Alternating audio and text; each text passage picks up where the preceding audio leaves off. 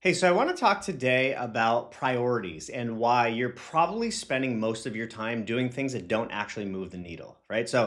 Before we get into it, my name is Jeremy Reeves. I've done about $200 million dollars in the physical product space, and now I teach people how to grow faster with more margin, more cash flow, and less stress, right? So I was talking to a buddy of mine yesterday, and he was actually working with a client. We were just having like kind of a catch up chat, and he was talking to me about one of the problems they were having. And basically, the client that he was working with was they had a 25% show up rate on their calls, right? That was like kind of the big constraint in their business, right? So I asked him about the math, right? And so he walked me through the math, and we figured out that their show up rate, that 75% that were leaving, was costing them about $250,000 per month, right, in opportunity cost. So I was like, okay, so what are you doing about it? And he basically told me that they're essentially doing a brute force method. It's like, the owner of that company was like, hey, we don't have a show up rate. Let's just throw more at them, right? More emails, more SMS, more this, more that, right? Everything, more touch points, more touch points, more touch points. And I kind of paused and I was like, okay, that's fine. However, I want you to look at this from a different angle, right? Uh, First of all, let's do the math, right? So what is the math? And so I kind of walked him through it, and that's where we figured out the $250,000 a month, right? And I was like, okay, so let's just bring this down to math and what the actual opportunity cost is. Let's say that we can assume that our max would be a 50% close rate, just for simple numbers, just to double it from 25 to 50. I actually think it's higher, but it's actually much higher. It should be higher than that, but let's just assume that that's it, right? That means that it's $125,000 per month problem, which is about $1.5 million per year, right? So if that business sold, I always look at things in terms of enterprise value. So if that business sold, let's just say they get a 4x multiple, right? So that means that's roughly a $6 million problem that they have. So I was like, first of all, tell your client this is a $6 million problem. Second of all, tell your client that you should be stopping all of your other services until you fix this problem because it's a $6 million problem, right?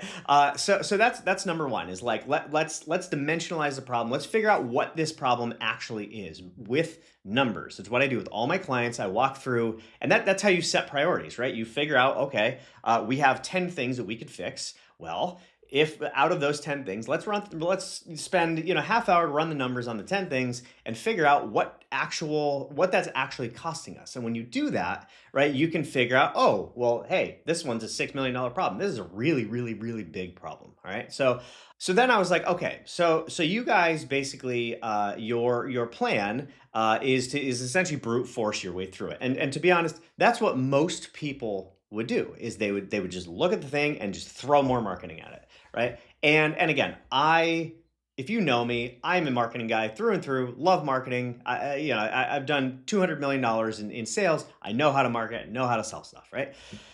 However, it's not usually the best approach to just throw more stuff at the problem, right? It tends to be kind of a default mode for a lot of entrepreneurs where it's just problem, throw stuff at it, whether it's people, money, resources, whatever it is, right? And I like to take a step back and take a more analytical approach at it and say like, okay, well, I guess not analytical, but look at the actual problem. What upstream is causing that problem?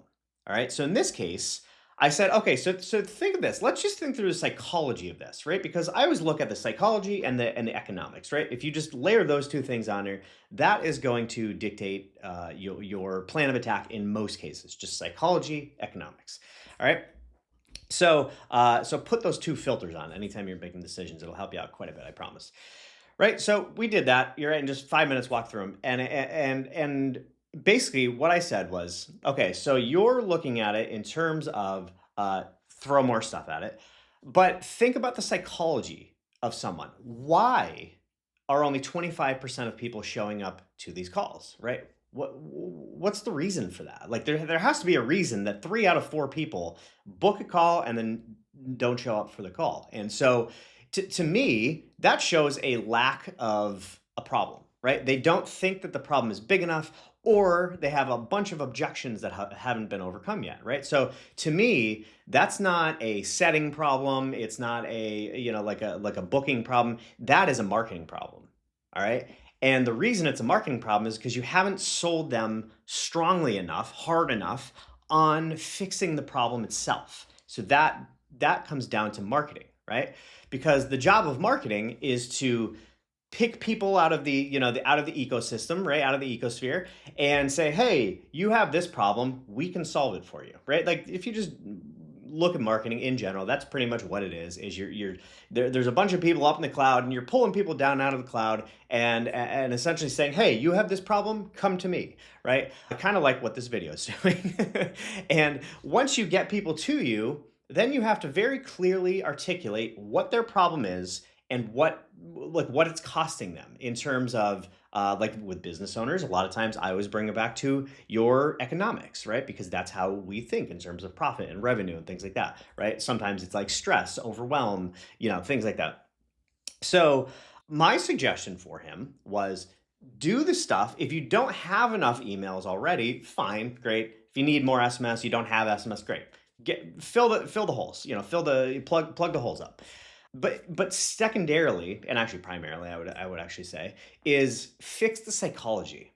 Go through, figure out what are the objections that people have. So in this case, I won't give away what it was, but it was something that it was a higher end service that people would have to generally pay for because they only had 5 locations around the United States. So in general, they're going to have to travel for this thing. So they're going to be looking at cost. They're going to be looking at time. They're going to be looking at pain in the ass factor, right? No one really wants to get up and have to travel, get on a plane, yada, yada, yada for this type of thing, right? So if you have something that has a lot of objections tied to it, your marketing has to overcome those objections. So my suggestion to him was, number one, beef up your marketing, make sure that you're getting people that are qualified and actually have the pain point, right? And not just have a pain point, but like they can viscerally feel the pain of this problem they're having. And you do that through really good copy, right? You do that by explaining, tapping into their psychology, tapping into their emotions, tapping into how it's making them feel. In this case, it was primarily for men. And one of the things that I told him is like, look, one of the things that these guys are going through is they don't feel like they're the man they used to be, right? They don't feel like they're getting older. And there's really no other solutions. They've probably tried a bazillion things. They've probably tried supplements. They've probably tried various treatments for it. And this is probably they've been through the ringer on this. This is probably a last ditch effort for them. So tap into that. Explain why all the supplements didn't work. Explain why all the other treatments didn't work and why this one does, and why it's worth getting on the call, why it's worth spending 5 times more than they probably did on another treatment, why it's worth the time taken off of work. So it's really, that just comes down to dimensionalizing the problem, right? And the benefits, right? So you're basically taking that pain that they're feeling and you're amplifying that pain. You're turning up that dial on that pain, right? Salting the wound, if so to speak. And then you're saying, however, when you get this fixed, here are all the benefits that come along with it. And you're really driving those points home, right? You're making them feel like, oh my God, I need to get this done now. And if you do that, that is what's going to get people to show up on your call, right? And so if you have a call center, if you have, and really this applies to any marketing, right? It's not just selling people high-end services on the back, of like a physical product or whatever it is. This applies to your ads. It applies to your copy on your landing pages. It applies to your emails. It applies to webinars that you do. It applies to SMS messages. It applies to everything that you're doing as a company selling your product. If you just simply focus on those two things, dimensionalizing the pain that they're feeling and dimensionalizing, and really just amplifying is a better word for dimensionalizing if you're not familiar with that term. Amplifying the pain, amplifying the benefits, right? Just think of that, because what you're doing when you do that is you're creating a better balance in the like perceived value to cost ratio, right? When you talk about why that pain is so hard and really getting them to feel it internally, why it's such a big problem in their life and what they're missing out on because they don't have this thing, whatever it is that you sell, right? If you do that, you're making them like, oh, you're making them like really feel that pain, but then you immediately switch it on the other end and you flip it to, however, that's why you need this product. And here's why, you haven't gotten results in the past. So you're saying you have this pain. I know you've tried 100 things before, right? And you didn't get results because of X. And that's why we created our product, which does X. And then you amplify the benefits and you say, when you solve X problem, then you're going to feel this and that and the other thing, and it's going to change your life in this way, and your wife's going to look at you differently, your friends are going to look at you differently, you're going to feel better on the inside, you're going to walk around confident and strut your stuff, whatever it is. Right? And so if you're selling a product, right, if you have a phone team, first of all, if you have anything where you're getting people on a phone, think about that, right? But the larger context of what I'm talking about here is whatever problem you think you have, put it through a different lens. Put it through the lens of psychology, of economics, right? Put it through the lens of, are we actually are we trying to cover up the symptom, or are we actually solving the root cause of what's causing this thing to happen, right? So going back to this example, if people aren't showing up, the symptom is them not showing up, right? So a lot of people band-aid that up with more shit, right? And again, that's great, but it's kind of surface level, right? So that's why you take a step back and you do kind of a phase two where you're looking at the psychology of it, looking at your marketing before they even get to the call. So that if you can amplify, let's just say that right now on a scale of 1 to 10, their interest level when they book that call is like I don't know, 5 or 6 out of 10. You're trying to ratchet that up into a 9 out of 10. So not only do they get on calls, they cannot wait to get on the call, right? I'm sure you've experienced something where there's some sort of product release, or something was happening that you were really excited about, right? Some sort of launch of something, whatever it is in your life that gets you excited. Or maybe it's a gardening thing, maybe it's video games, maybe it's a marketing course that you're waiting for, maybe it's AI, there's some new launch that you're waiting for, whatever that is for you.